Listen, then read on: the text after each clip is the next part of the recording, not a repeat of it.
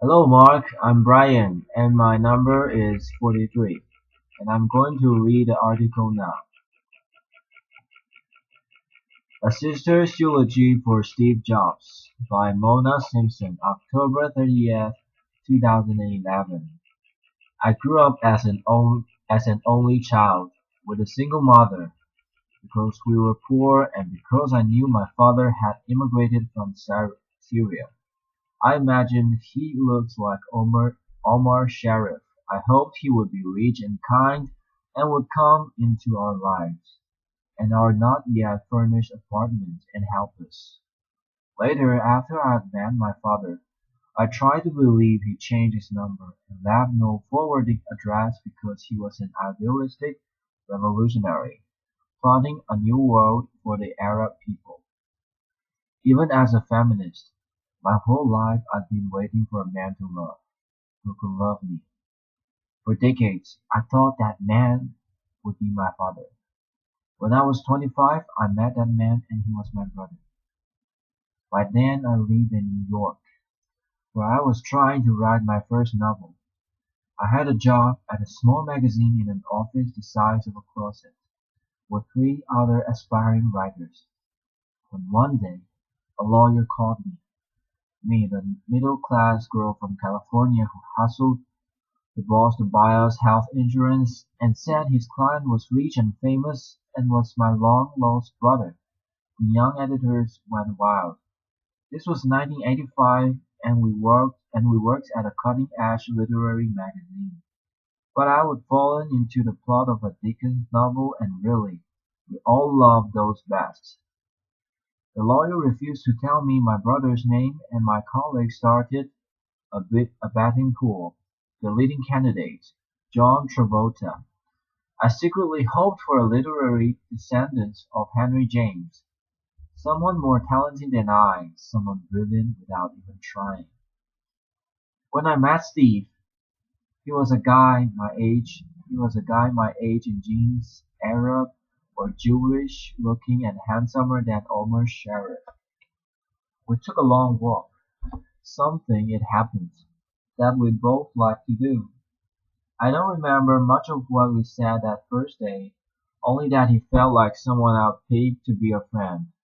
He explained that he worked in computers. I didn't know how much about computers. I still worked on a manual Olivetti typewriter. I told Steve I would recently considered my first purchase of a computer, something called the Chromamco. Steve told me it was a good thing I would wait it. He said he was making something that was going to be insanely beautiful. I want to tell you a few things I learned from Steve. During during three distinct periods over the 27 years I knew him. They're not periods of years, but of states of being. His full life, his illness, his dying. Steve worked at what he loved. He worked really hard every day. That's incredibly simple but true. He was the opposite of absent-minded. He was never embarrassed about working hard, even if the results were failures. If someone as smart as Steve wasn't ashamed to admit trying, maybe I didn't have to be. When he got kicked out of Apple, things were painful. He told me about the dinner at which 500 Silicon Valley leaders met the then sitting president. Steve hadn't been invited. He was hurt, but he still went to work at Next every single day. Novelty was not Steve's highest value. Beauty was. For an innovator, Steve was remarkably loyal. If he loved a shirt, he'd order 10 or 100 of them in a Palo Alto house. There are probably enough black cotton turtlenecks for everyone in this church. He didn't favor trends or gimmicks. He likes people his own age. His philosophy of aesthetics reminds me of a quote that went something like this. Fashion is what seems beautiful now but looks ugly later. Art can be ugly at first, but it becomes beautiful later. Steve always aspired to make beautiful later. He was willing to be misunderstood. Uninvited to the ball, he drove the third or fourth iteration of his same black sports car to next, where he and his team were quietly inventing the platform on which Tim Berners-Lee would write a program for the World Wide Web. Steve was like a girl in the amount of time he spent talking about love. Love was his supreme virtue. His god of gods, he tracked and worried about the romantic lives of the people working with him. Whenever he saw a man he thought a woman might find dashing, he called out, "Hey, are you single? Do you want to come to dinner with my sister?" I remember when he phoned the day he met Lauren. "There's this beautiful woman, and she's really smart, and she has this dog, and I'm going to marry her." When Reed was born, he began gushing and never stopped. He was a physical dad with each of his children. He fretted over Lisa's boyfriends and Aaron's trouble and Scotland's and Eve's safety around the horses she adored. None of us who attended Reed's graduation party would ever forget the scene of Reed and Steve slow dancing. His abiding love for Lauren sustained him. He believed that love happened all the time, everywhere. In that most important way, Steve was never ironic, never cynical, never pessimistic. I try to learn from that still. Steve had been successful at a young age, and he felt that had isolated him. Most of the choices he made from the time I knew him were designed to dissolve the walls around him. A middle-class boy from Los Altos, he fell in love with a middle-class girl from New Jersey. It was important to both of them to raise Lisa, Reed, Aaron, and Eve as grounded, normal children. Their house didn't intimidate with art or polish. In fact, for many of the first years I knew Steve and Lo together, dinner was served on the grass, and sometimes consisted of just one vegetable, lots of that one vegetable, but one, broccoli, in season simply prepared, with just the right recently sniped herb. Even as a young millionaire, Steve always picked me up at the airport. He would be standing there in his jeans. When a family member called him at work, his secretary Mineta answered, "Your dad's in a meeting. Would you like me to interrupt him?" When Reed insisted on dressing up as a witch every Halloween, Steve, Lauren, Aaron, and Eve all went weekend. They once embarked on a chicken remodel. It took years. They cooked on a hot plate in a garage. The Pixar building, under construction during the same period, finished in half the time. And that was it for the Palo Alto house. The bathroom stayed old, but, and this was a crucial distinction, it had been a great house to start with, Steve saw to that. This is not to say that he didn't enjoy his success. He enjoyed his success a lot, just minus a few zeros. He told me how much he loves going to the Palo Alto bike store and gratefully realizing he could afford to buy the best bike there. And he did. Steve was humble. Steve liked to keep learning. Once he told me if he'd grown up differently, he might have become a mathematician. He spoke reverently about colleges and loved walking around the Stanford campus. In the last year of his life, he studied a book of paintings by Mark Rothko, an artist he hadn't known about before, thinking of what would inspire people on the walls of the future Apple campus. Steve cultivated whimsy. What other CEO knows the history of English and Chinese tea roses and has a favorite David Austin rose? He had surprises tucked in all his pockets. I'll venture that Lauren will discover tricks, songs he loved, a poem he cut out and put in a drawer.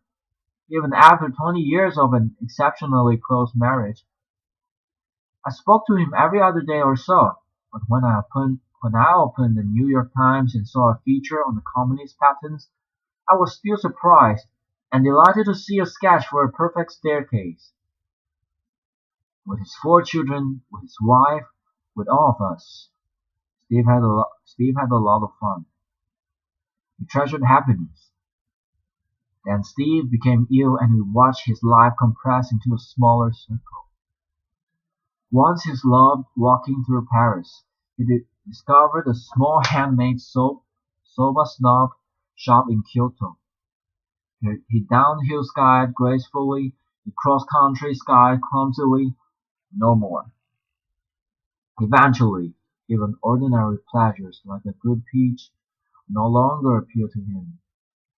Yet what amazed me and what I learned from his illness was how much was still left after so much had been taken away. I remember my brother learning to walk again with a chair. After his liver transplants once a day, he would get up on legs that seemed too thin to bear him, arms pitched to the chair back. He would push that chair down the Memphis hospital corridor towards the nursing station, and then he would sit down on the chair, rise, turn around, and walk back again. He counted his steps and each day pressed a little farther. Lauren got down on her knees and looked into his eyes. "You can do this, Steve," she said. His eyes widened. His lips pressed into each other. He tried. He always tried. And always with love at the core of that effort. He was an intensely emotional man.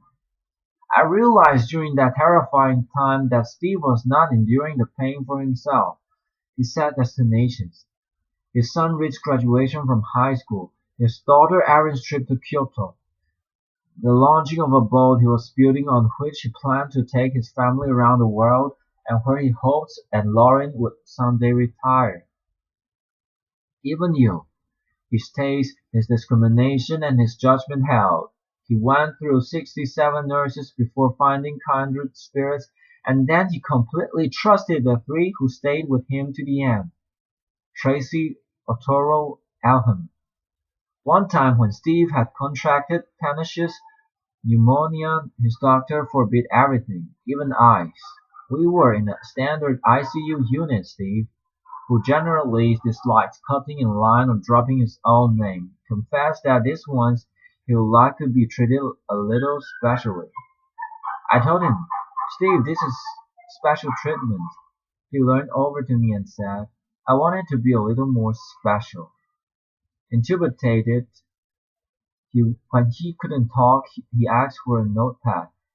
He sketched devices to hold an iPad in a hospital bed. He designed new fluid monitors and X-ray equipment.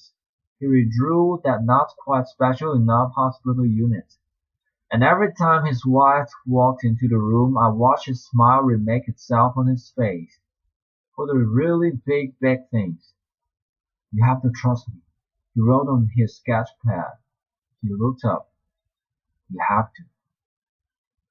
By that he meant that we should disobey the doctors and give them a piece of ice. None of us knows for certain how long we'll be here. On Steve's better days, even in the last year, he embarked upon projects and elicited promises from his friends as apples to finish them.